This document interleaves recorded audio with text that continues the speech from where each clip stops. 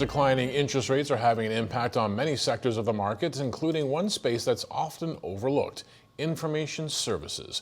Joining us now to discuss is Ram Sampath, Associate for Portfolio Research at TD Asset Management. Great to have you on the show. Thanks for having me, Greg. All right, so Ram, this is your first time on the show. Give us a little brief overview for the audience of your role at TD.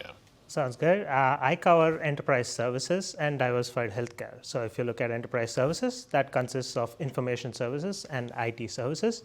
And within diversified healthcare, that's healthcare providers and services. Okay, so pretty key elements of an economy, but at the same time, as we were saying, a little bit overlooked. So let's talk about information services in particular, a little bit more about what these companies do if people aren't familiar. Sure. If you look at information services, so these are companies which have had data for over 100 years.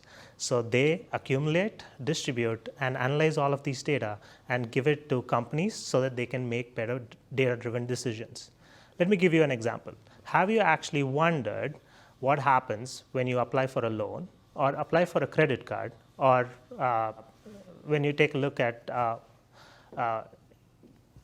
that person you're sitting in front of you, they go away somewhere and they come back and you think, well, they just sort of made a decision with someone else. There's probably more going on, right? Exactly. So if you think about what's happening, there's someone behind you who's taking the decisions when you take a loan, right?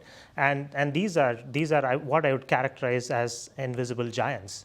And there's a reason why I say these are invisible giants, because if you think about S&P 500, you think about the Mag 7, right? And no one actually talks about the other part of the market.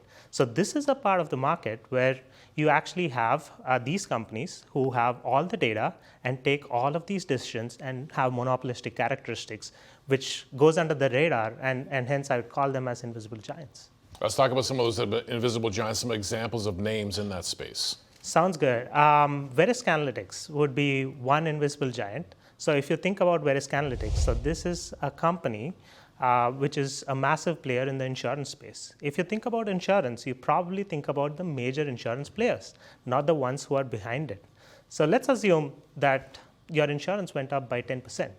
And you're thinking, okay, what happened? Like, I didn't have any sort of an issue, but my insurance still went up 10%. So you go around and shop for rates.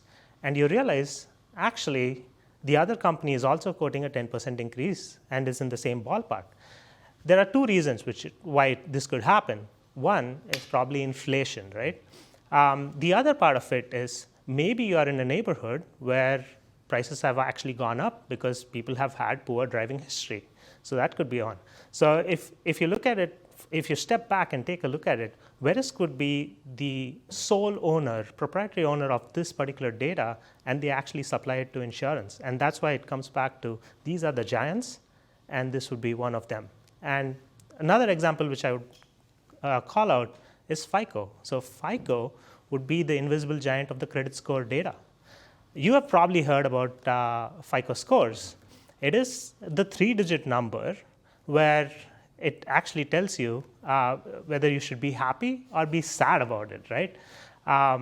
This is, let's say for instance, you want to actually purchase a house. And you think that, okay, I'll go to the bank and look at mortgages, right?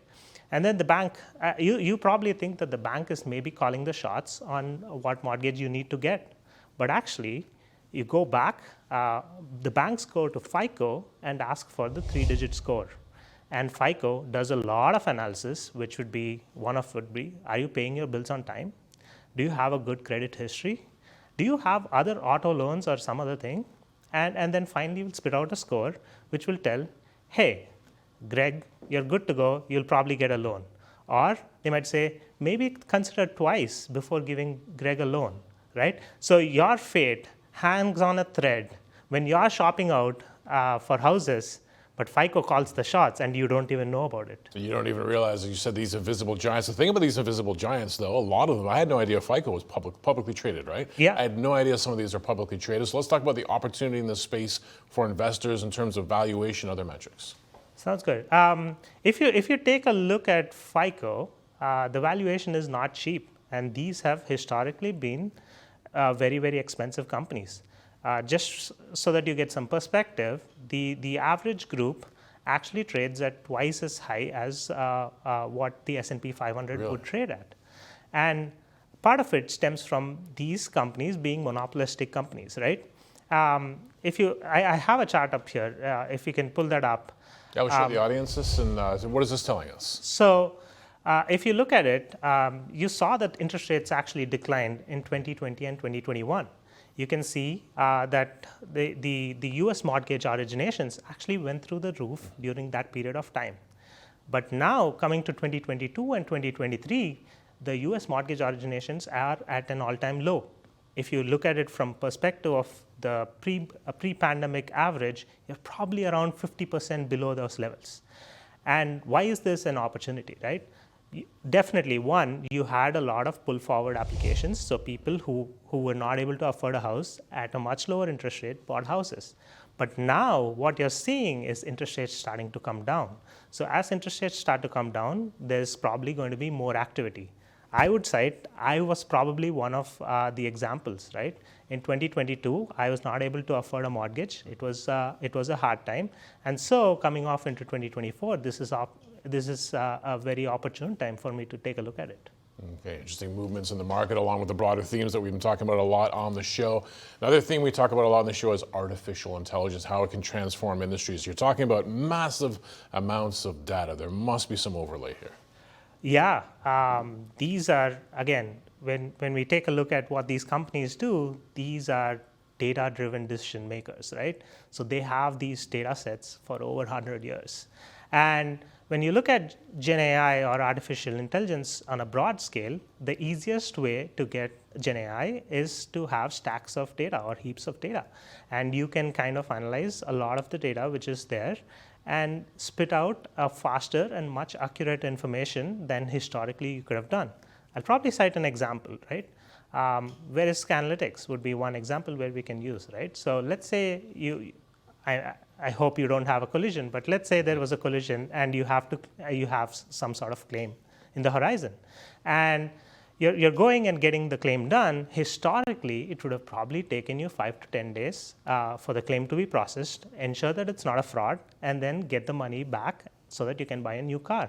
But with artificial intelligence, what we are seeing is that this has enhanced the process, and some of the claims can actually be validated and paid to you within 5 to 10 hours. And that's where Gen AI comes. And what these companies typically do is actually raise prices because they are actually providing services at a much faster rate.